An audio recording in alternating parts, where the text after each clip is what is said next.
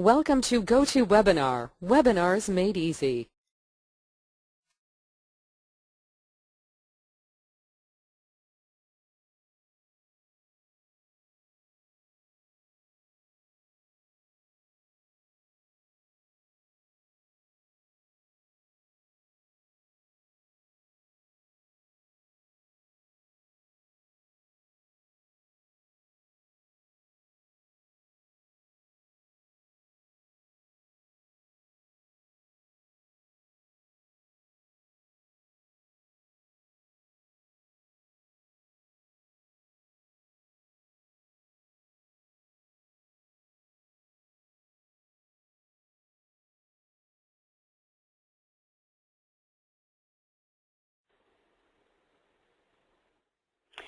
Can people hear me now? If you can hear me now, could you raise your hands? Great. It seems that we're back online in terms of the sound. Thank you very much. Let me just go back to the start of the presentation again. Give me one moment. And I apologize for the problems. This is what happens when you try to do webinars online. So as I mentioned, this is Klako Group's webinar series for November 2013. The topic for today is how can an SME get their profits out of China? Profit repatriation is a delicate subject under China's foreign direct investment regime, and it is the primary question that I get asked for my clients that are looking to invest in the region. Various regulatory formality and tax factors surrounding the issue make it worthwhile for investors to really define carefully their repatriation strategies so as to entail tax and profit outcome that they can be legally entitled to. These strategies may not necessarily be complex or costly, but they can have substantial effect on the business operations in China. China has an increasing consumer market, and many companies have a respectable part of their value-added chain now in China, particularly with e-commerce developing, retail developing. Quite often, my clients say that their money is actually trapped in China. This is actually a wrong perspective to have, but this is the sentiment and feeling that they do have when they're doing business there. Today's webinar series will be looking at business models and methods for repatriation in order to make SMEs feel calmer about bringing their profits out of China. Now, it seems that everybody can hear me as their hands have been raised. For your information, the presentation will be distributed to all of you at the end. In addition, if you do have questions, please do put them in the panel section. As we've already run over time, I might not have time today to answer questions, but I will answer you directly. For those of you that are new to Klako Group's webinar series, here's a little bit of background concerning us. Klako Group is an international accounting and management consulting firm that is headquartered out of Hong Kong. There are approximately 125 consultants and legal professionals and CPAs that are employed throughout the 10 offices in Asia. We provide corporate administrative functions for companies, particularly foreign investors that are looking to come into the region. A little bit about myself. My name is Christina Kohler. I'm a director at Klako Group.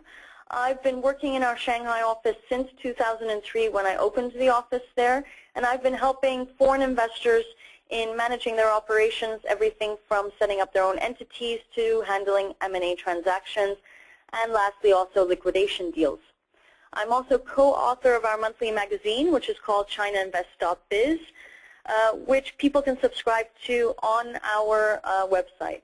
For your information, the November issue of ChinaInvest.biz will be coming out at the end of this month, and its focus will also be on repatriation strategies. So that will be another avenue for you to take a look at if you would like further information. So I'd first start to look at market trends and to see what companies are actually doing in China, not just foreign investors, but as well as domestic companies.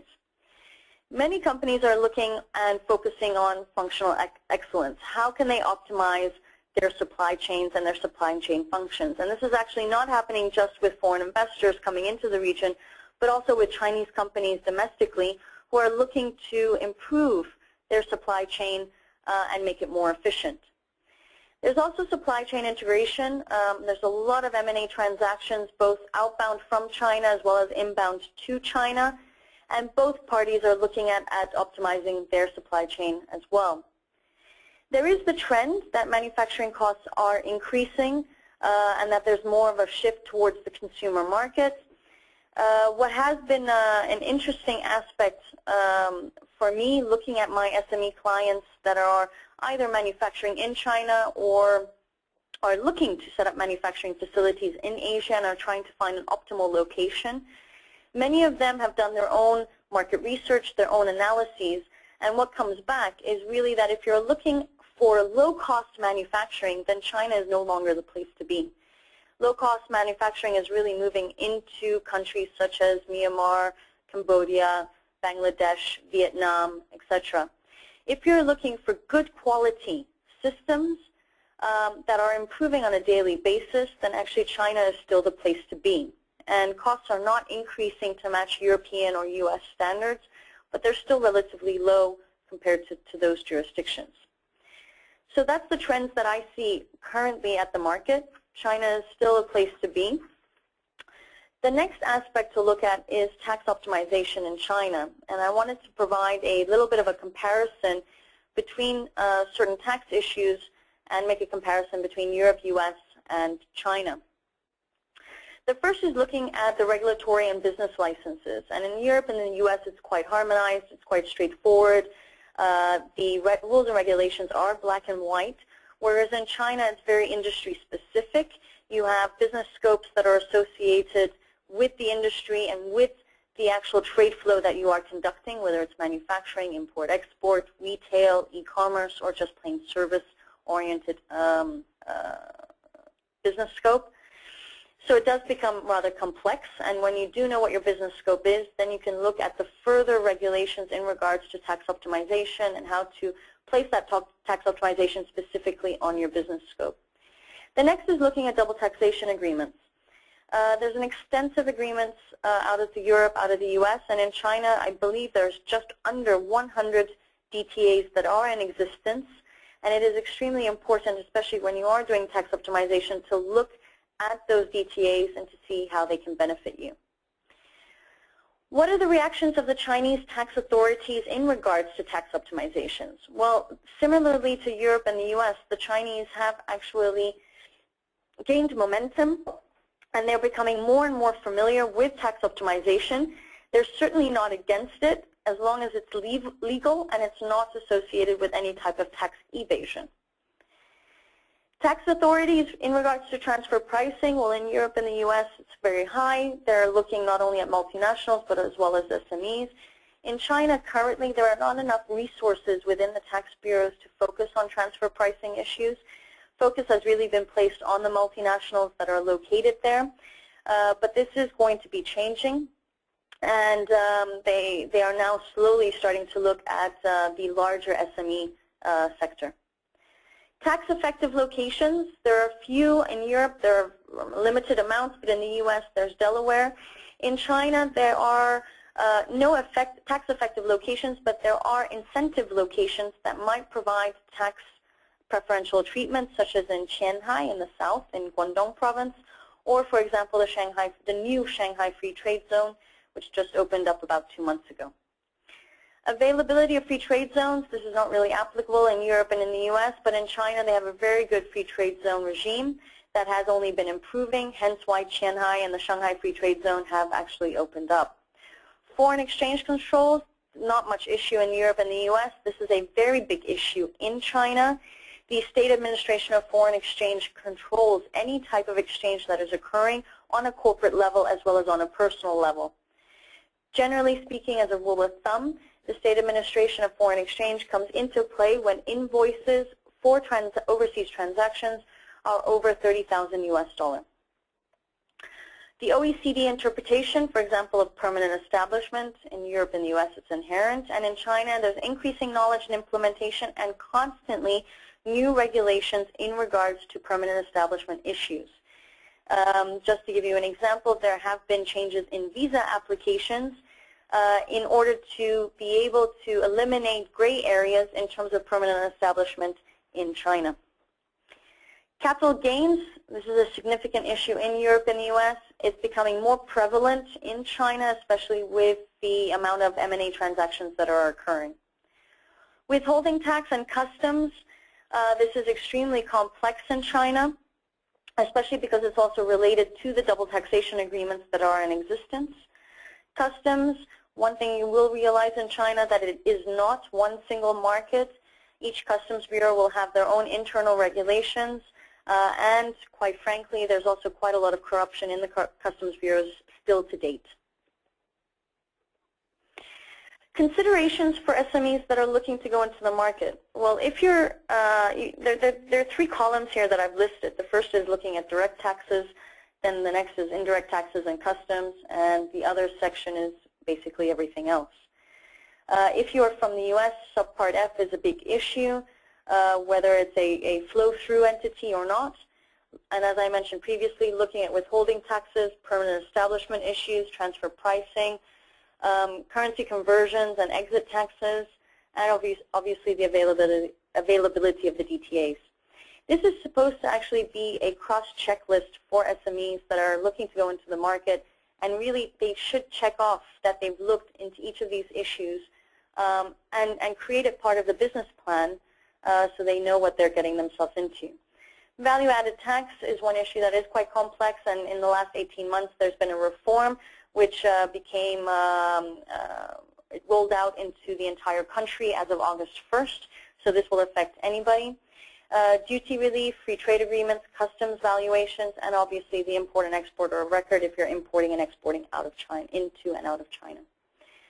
Looking at substance issues, licensing, accounting, currency remittances, exchange controls, legal structures, etc. These are all things that need to be looked at carefully in order to be able to actually optimize your tax situation.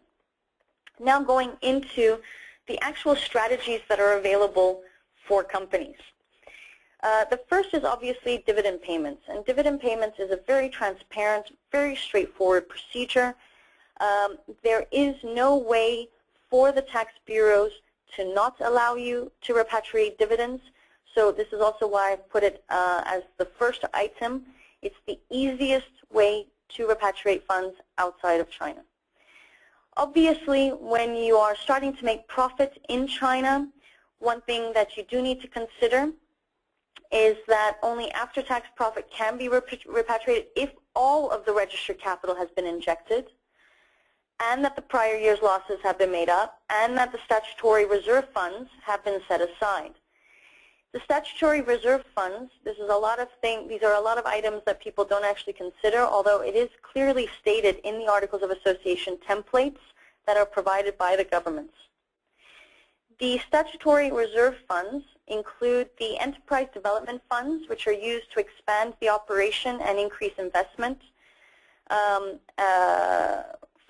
with the approval from the local Bureau of Foreign Trade and Economic Cooperation. And the second reserve fund is for staff incentive and welfare funds, which can be used as an irregular reward to employees and other collective staff welfares. One thing to keep in mind is that these reserve funds are actually capped at 50% of the registered capital amount. So once this is put aside, then there's no further capital which needs to be injected into these reserve funds. But priority first is making sure registered capital is put in, second, that the prior year's losses have been made up, and third, that the reserve funds are put aside. So it could be quite a few years before you actually repatriate any form of dividend. Tax consideration when repatriating is that there's a 10% withholding tax, which could be lower if it is stated within the double taxation agreement. Hong Kong and Singapore have always had a withholding tax rate of 5%. Starting from January 1st, there will be new DTAs that are implemented with Belgium, Netherlands, Switzerland, UK, and Luxembourg, where it will also be lowered to 5%. So these are all considerations that you do need to make when repatriating funds. Capital reduction, nobody really talks about this, and the one point here to make is in the Articles of Association of a Chinese company, there is actually a clause which states that it is not feasible to lower your capital.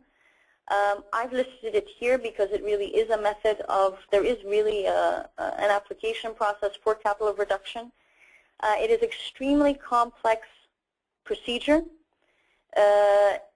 Definitely won't happen quickly. And one thing to definitely keep in mind is if you do reduce your capital injection, then you may risk losing all of the existing tax benefits that you've received. So to give you an example, if you were to set up in the Shanghai Free Trade Zone, where according to the regulations, the profits tax rate is lowered to 15% from 25%, if you would at one point decide to reduce your capital injection, you could lose that benefit. The next two are service fees and royalty and licensing fees. And one thing I would like to mention here, which has come into fruition really in the last year, is that there has to be a valid and true reason for implementing a service fee model. In previous years, many SMEs would create fake contracts. So to give you an example, they would set up a Hong Kong holding company and they would tell the tax authorities in China, I'm repatriating a service fee for trademark use and marketing material use that Hong Kong is providing to the China entity. In actual fact, Hong Kong has no staff. The trademark is not even owned by the Hong Kong company. It's owned by a European or US entity. And all the marketing material is actually generated by the head office and not by the Hong Kong company. So there's no real validity to the transfer. In previous years, the tax bureaus ignored this. They never really investigated these transfers. But really in the last 12 months, they've been investigating every single service fee transfer regardless of the amount. What they want to see is a contract, a true valid contract that is signed.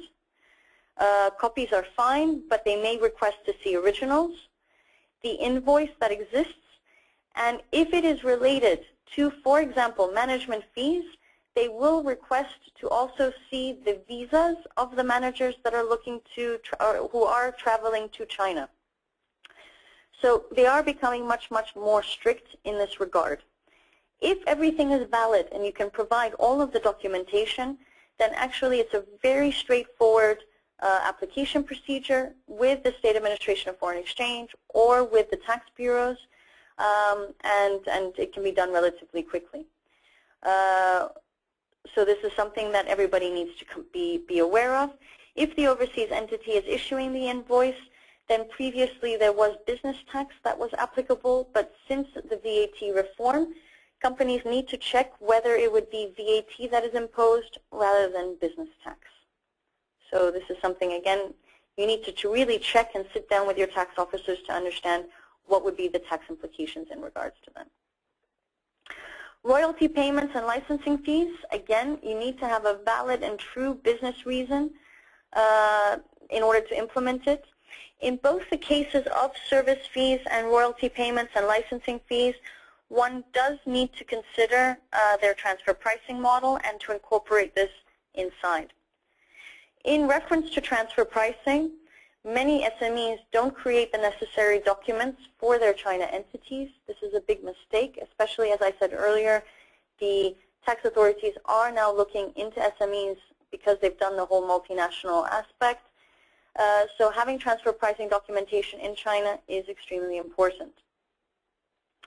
Tax implications for royalty fees and licensing fees, again, you will have a withholding tax of 10%.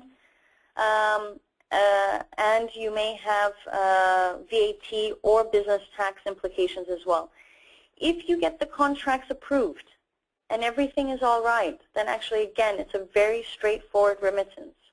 However, you need to be aware that today the tax authorities are asking for additional documentation in order to do the procedures. One other form of repatriation, which I have not listed here because it's not as common yet in China, is the R&D cost-sharing arrangement. Under the R&D cost-sharing arrangement, participants share their worldwide R&D expenses in proportion to the anticipated benefits that each participant might obtain. And each participant would acquire its own piece of the IP rights developed within the local jurisdictions. China did not recognize these cost-sharing arrangements until the State Administration of Tax issued a ruling in 2004, which endorsed an international company for being able to implement this cost-sharing arrangement. The letter states that a foreign investor is able to participate in a cost-sharing arrangement provided that there are certain prerequisites that are followed and formalities. The foreign investor would receive specified IP rights and benefits, no royalties would be charged, and the documentation for cost-sharing, allocation mechanisms, and the general methods should be lodged with the State Administration for Taxation for review and for approval. So this is now another option for companies, but again, it needs to be a true and valid reason because there will be additional documents that could be asked for. Acquisitions of assets, again, this has to be a valid and true business reason for the asset transfer. One does need to look at the transfer pricing model. In terms of tax considerations, capital gains might be taxed on level of the overseas seller. Sales prices need to be at arm's length, and indirect taxes need to be considered as well. This is then also followed by offshore loans. Loan interests paid by foreign investors to their parents are subject to a 10% withholding tax, but with no business tax exposure. This used to be the regulation in China, and now this has obviously changed. For offshore loans, you could be subject to the 25% profits tax and 5% business tax on the interests. All offshore loans need to be approved by the State Administration of Foreign Exchange. And again, it's a very complex remittance, quite lengthy in procedure as well. But once it's approved and the banks and the tax authorities and the SAFE agree, then it's an immediate cash flow. Offshore investments, for your information, foreign investors in China cannot actually or are not allowed to perform offshore investments without prior approvals.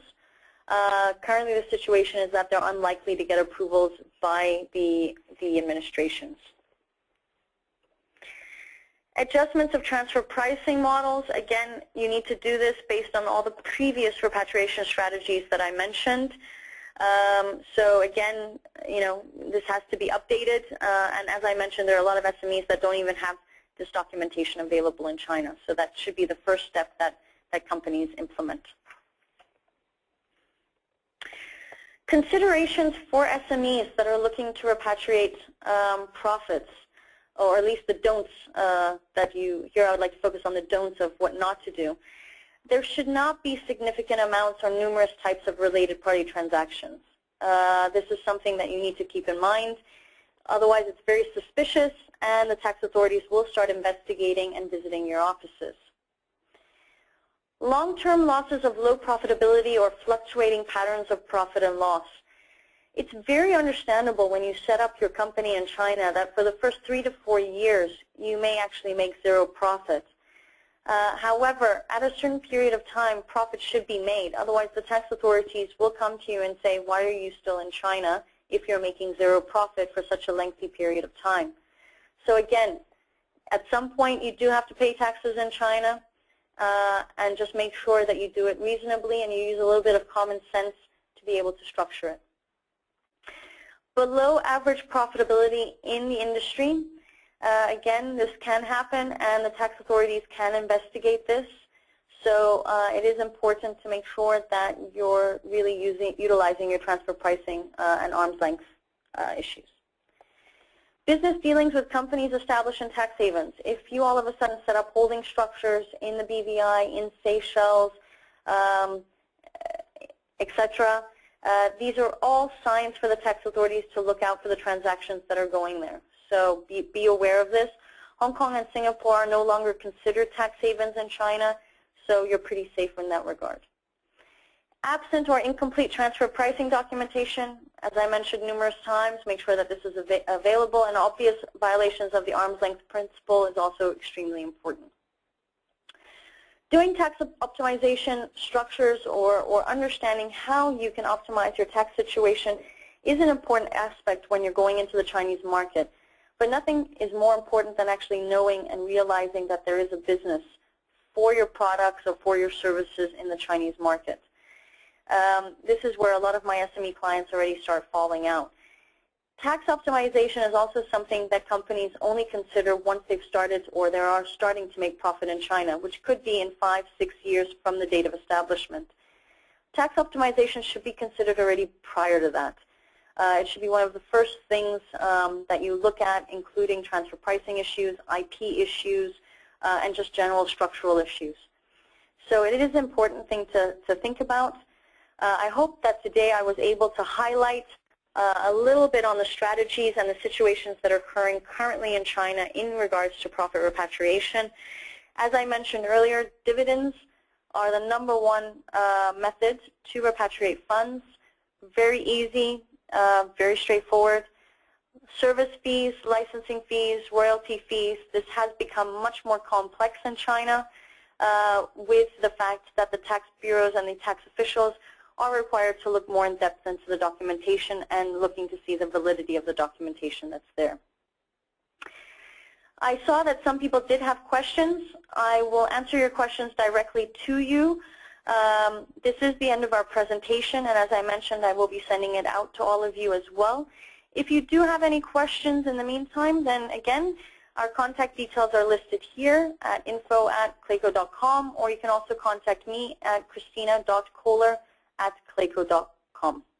Please don't hesitate to contact us, and we do hope to see you at our next month's webinar series, which will be based on fraud in China and how to overcome it. So thank you all again for coming. Apologies for the inconvenience of the sound system earlier on today. And we look forward to seeing you again. Have a good evening, and goodbye.